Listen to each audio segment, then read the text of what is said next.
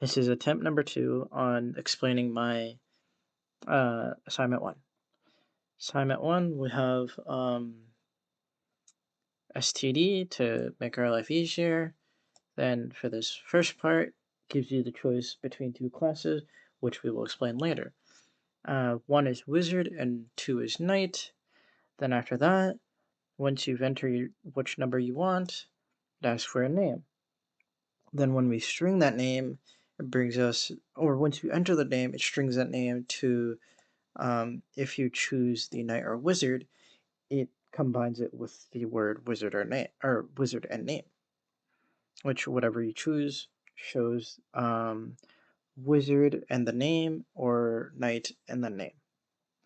Here it prints the info, as I said before. Then here it shows the the way it tells you if you are ready for the battle. Essentially, if you type in Y and then enter, it will continue. If you press N and then enter, it turns off or ends the program. Sorry. Here, once you continue, it generates a random enemy. Here, the random device, it fuels the number generator. Then the second one gets a random number between 0 and 1 and puts it in and then distributes it into a basket of 0 and 1. Then the corresponding enemy, which is 0 is orc and then 1 is undead, depending on which one you get, it will simulate the battle between you and the enemy. Here's the enemy. Then at the end, it just shows get enemy name, which we'll get to that variable later, has been defeated, and then congratulations, player get name wins battle, and then deletes it for quality of life. Sorry. Yeah, we'll go to the player so you can understand what the player class does. Here it just shows that the initialization could player instruct or it just shows that the player variable is string the name and then also getting string the name and also getting the health, which within that it uses a different script to be able to tell the name and then tell the health and then virtual variables to give the player what it can do and what cannot do, or what it should be doing essentially. And it changes between the classes. So the CPP in the header, in the CPP, it shows the player name and then health, and then the weapon, which is individual to each class between wizard or knight, magic staff, and then 25 damage, which is implemented into the normal attack, which does casting firebolt and then uses the weapon damage. And then special attack is just casting fireball, nothing too exciting. Here it is printing the info of the class from the first main area, which is here. Print info, or no, sorry, here. And just essentially prints the wizard, then the name, then the health, and then the weapon, and then whatever it is needed for the player to be used. Same for the knight. So the wizard and knight header have the same thing, it's just different. On the left side, it has it uses the player and weapon header files, which we will get into the weapon later, but essentially tells what the knight class is able to do and which specific weapon it has, and overrides the variables so that we can make it do what it wants us to do later on, or within the class, which is in the CPP file, and tells the player name, the amount of health you have, and then the sword, and then the 30 damage.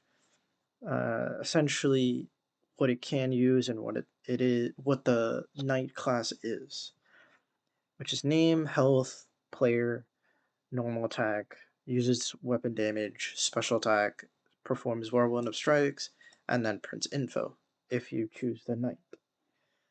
Then the enemy file, which is using a variable to get the name and then the health for the enemy, the specific enemy. Then uses virtual functions, which we will override later on, and use those to be able to make the enemy do whatever we want in the other or in the specific classes.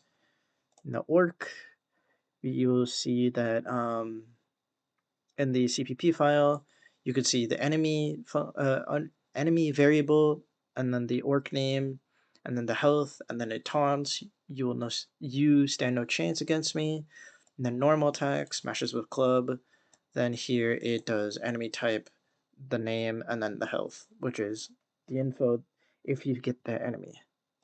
Here, as I said, on the left side, taunt is overrided, normal attack is overrided, and print info is const overrided, so it doesn't change from when you get the enemy orc.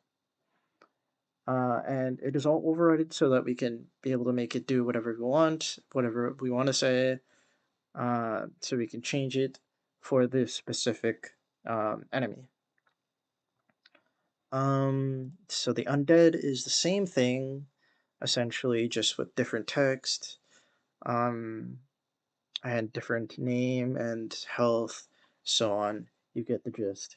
It's the same thing as the enemy CPP, and the enemy header is just the same thing, just with different names and text.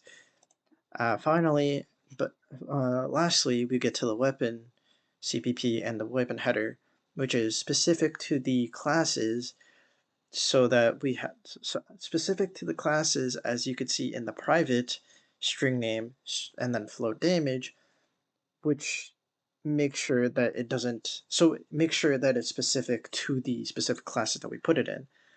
And then the public, which is the weapon name and damage, and then use, and then get name, which is in the last script I will show. Then the CPP is essentially the meat, the the variable weapon string name.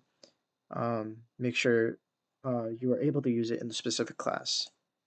The void use essentially is using the damage of the weapon when you use the variable, or yeah, the variable use to do damage with a specific normal attack, which I can show you in the knight. Normal attack uses our weapon.use, it does the 30 damage. Then we go back, we get the name, which is the name of the weapon specific to the class. As you could say, the weapon is a sword, so then it's named a sword.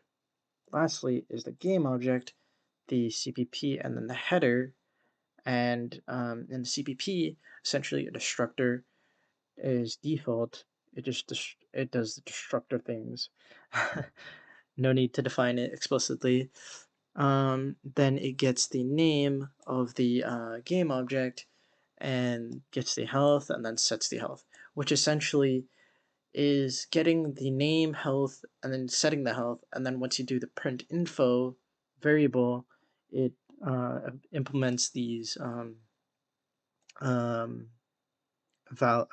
variables that is needed to show the print info. In the header, shows it better, protected for the name and health, so it is specific to the class, but also is flexible. And then the public is the